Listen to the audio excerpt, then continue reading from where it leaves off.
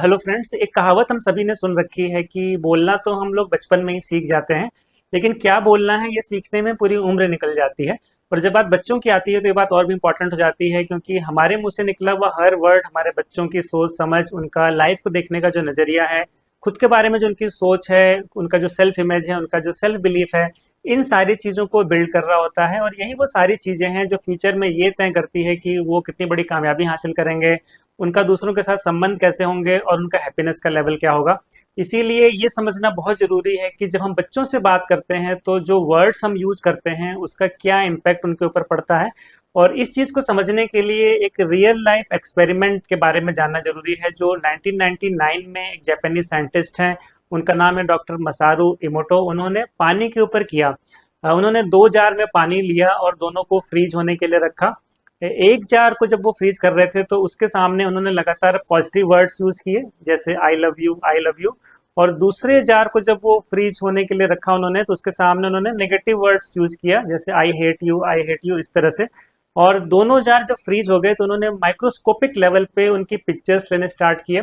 तो उन्होंने क्या देखा कि जिस जार के सामने वो पॉजिटिव वर्ड्स यूज कर रहे थे, उसके जो क्रिस्टल्स थे वो बहुत ही ऑर्गेनाइज्ड वे में फ्रीज हुए थे, और उनका जो शेप है वो देखने में किसी ज्वेलरी की तरह लग रहा था।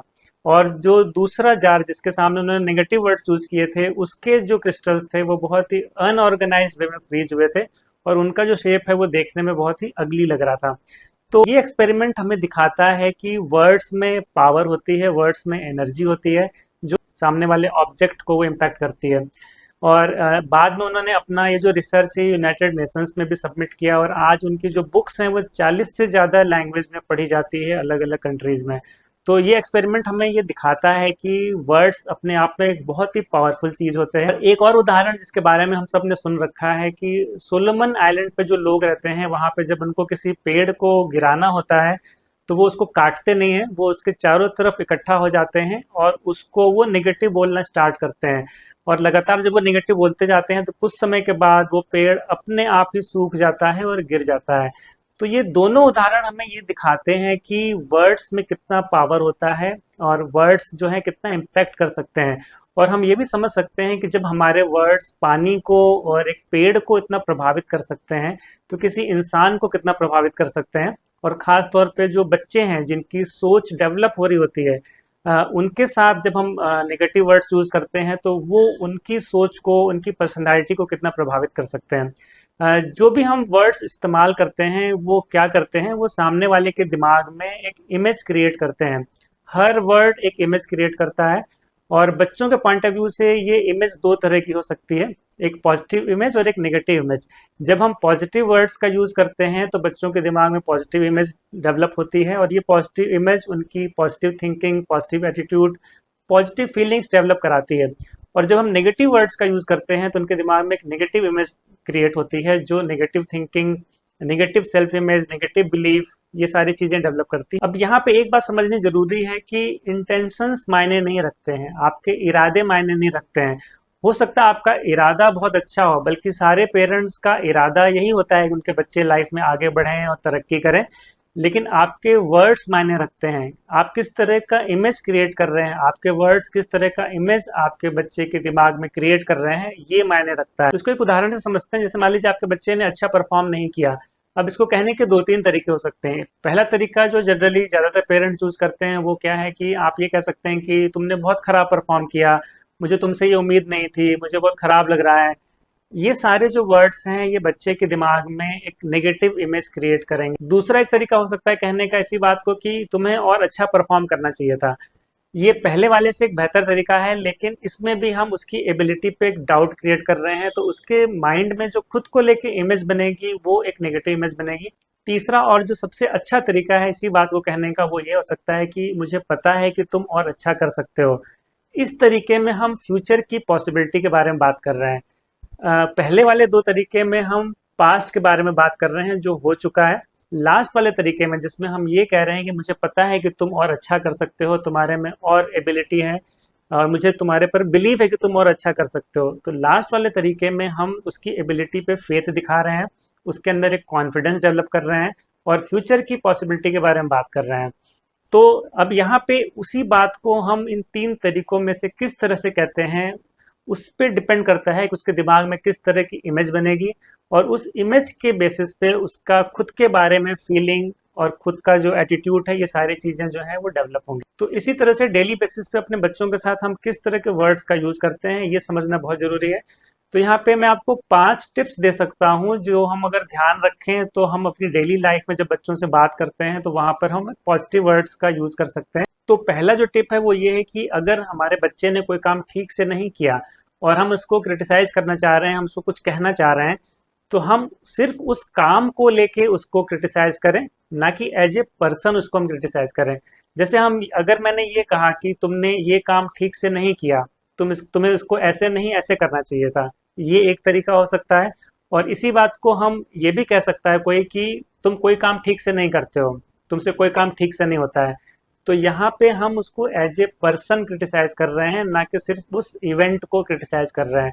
तो ये जब हम कहते हैं कि तुम कोई काम ठीक से नहीं कर सकते हो, तुम हर काम को ऐसे ही करते हो, तो वहाँ पे हम क्या कर रहे होते हैं, वहाँ पे हम उसके बारे में एक नेगेटिव इमेज उसके अंदर क्रिएट कर रहे होते हैं, और उस इमेज के बेसिस पे उसका खुद के बारे में जो फीलिंग है वो बहुत नेगेटिव डेवलप होने लगेगी, उसका कॉन्फिडेंस धीरे धीरे कम होने लगेगा। तो इसीलिए ये ध्यान देने की जरूरत है कि हम एज ए पर्सन उसको क्रिटिसाइज कर रहे हैं, या हम किसी काम के लिए पर्टिकुलर उसको क्रिटिसाइज कर रहे हैं।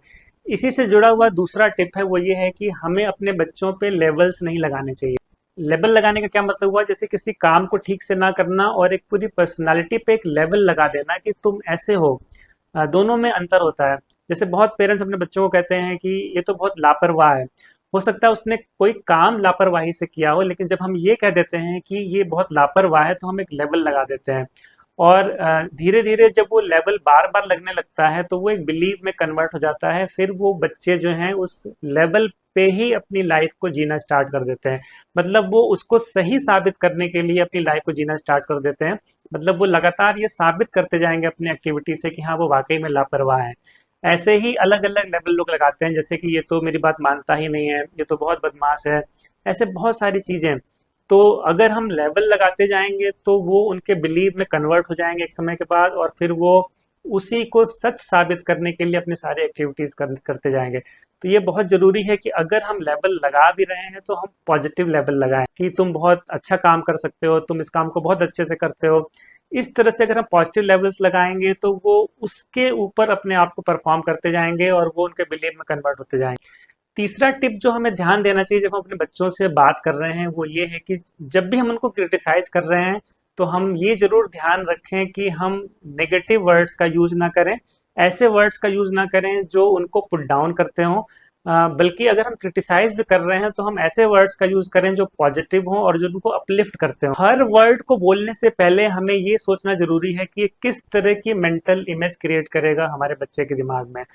तो हम क्रिटिसाइज भी कर रहे हैं तो वहां पे हमें ध्यान देने की जरूरत है कि हम ऐसे वर्ड्स का यूज करें जो उसके दिमाग में ऐसा कोई इमेज ना क्रिएट कर दे जो उसको अपने बारे में निगेटिव फीलिंग कराए। और हमेशा लॉन्ग टर्म सोचना चाहिए।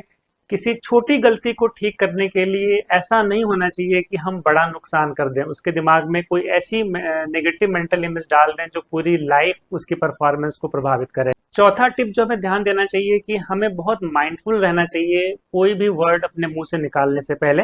जैसे हम खाना खाते टाइम माइंडफुल रहते हैं कि हम क्या खा रहे हैं, क्या हमें खाना चाहिए, वैसे ही अपने वर्ड्स को मुंह से निकालने से पहले माइंडफुल रहना चाहिए। गॉड ने, नेचर ने हमें दो डोर्स दिए हुए हैं बोलने से पहले। सबसे पहला डोर है लिप्स हमारा, दूसरा डोर है टीथ हमारे, फिर टंग आती है। वो इसीलिए दे रखा है कि हम एटलीस्ट 2 बार सोचें बोलने से पहले। तो हर बात, हर वर्ड मुंह से निकालने से पहले सोचना चाहिए, जैसा मैंने कहा कि इस वर्ड का हमारे बच्चे के माइंड पे क्या इफेक्ट पड़ेगा, किस तरह की मेंटल इमेज बनेगी, उस मेंटल इमेज से किस तरह की फीलिंग डेवलप होगी, किस तरह की सोच डेवलप होगी, उसके अकॉर्डिंग ही हमें अपने मुंह से वो वर्ड्स निकालने चाहिए। पांचवा और लास्ट टिप ये है कि कंप्यूटर में एक थ्योरी यूज की जाती है जिसको GIGO बोलते हैं। इसका मतलब होता है गार्बेज इन गार्बेज आउट। तो ये भी ध्यान देने की जरूरत है कि अगर हमारे मुंह से बहुत ज्यादा नेगेटिव निकल रहा है तो इसका मतलब ये हो सकता है कि हमारे दिमाग में बहुत सारा नेगेटिव हो। तो जब तक हम अपने दिमाग की नेगेटिविटी को पॉजिटिव में कन्वर्ट नहीं करेंगे तब तक हमारे मुंह से पॉजिटिव वर्ड्स हो सकता है ना निकल पाए। तो ये भी बहुत ज़रूरी है कि अगर जैसे मैंने कहा, अगर हम चाहते हैं कि हम ऐसे वर्ड्स मुंह से हमारे निकलें जो हमारे बच्चों के दिमाग में एक पॉजिटिव मेंटल इमेज दे, तो बहुत ज़रूरी है कि हमें अपने माइंड में पॉजिटिव चीज़ें डालना ज़रूरी है, क्योंकि हमारे मुंह से वही निकलता है जो हमारे दिमाग में होता है। अगर आपने चाइनीज़ लैंग्वेज नहीं सीखी है, मतलब वो इन्फॉर्मेशन आपने अपने दिमाग में नहीं डाली है, तो वो लैंग्वेज आपके मुंह से नहीं निकलेगी। आपके मुंह से वही चीज़ निकलती है जो आपके दिमाग में आपने डाल रखी है। तो अगर बहुत नेगेटिव निकल रहा है, इसका मतलब माइंड में बहुत कुछ नेगेटिव ऑलरेडी है। तो जैसे जैसे अपने माइंड को हम पॉजिटिव करते जाते हैं, वैसे वैसे हमारे मुंह से भी पॉजिटिव वर्ड्स निकलते जाते हैं। तो ये बहुत ज़रूरी है कि अपने बच्चों से पॉजिटिव बोलने के लिए अपने माइंड को हम पॉजिटिव करें। तो ये कुछ टिप्स थे जो हमें हेल्प करेंगे कि हम पॉजिटिव बोलें। और जैसा मैंने कहा कि वर्ड्स में बहुत पावर होती है। हमारे वर्ड्स या तो किसी को बना सकते हैं या तो किसी को बिगाड़ सकते हैं। तो इसीलिए उस पावर को समझना ज़रूरी है और ये ध्यान देना ज़रूरी है कि हम क्या बोल रहे हैं, उससे क्या इमेज बन रही है। तो उम्मीद है आज का ये वीडियो आपको हेल्प करेगा इस कॉन्सेप्ट को समझने में, और सही वर्ड्स का चुनाव करके हम अपने बच्चों के अंदर एक पॉजिटिव इमेज बिल्ड करेंगे, जिससे वो लाइफ में बहुत बड़ी कामयाबी हासिल कर सकें और लाइफ में लगातार तरक्की कर सकें। So thank you.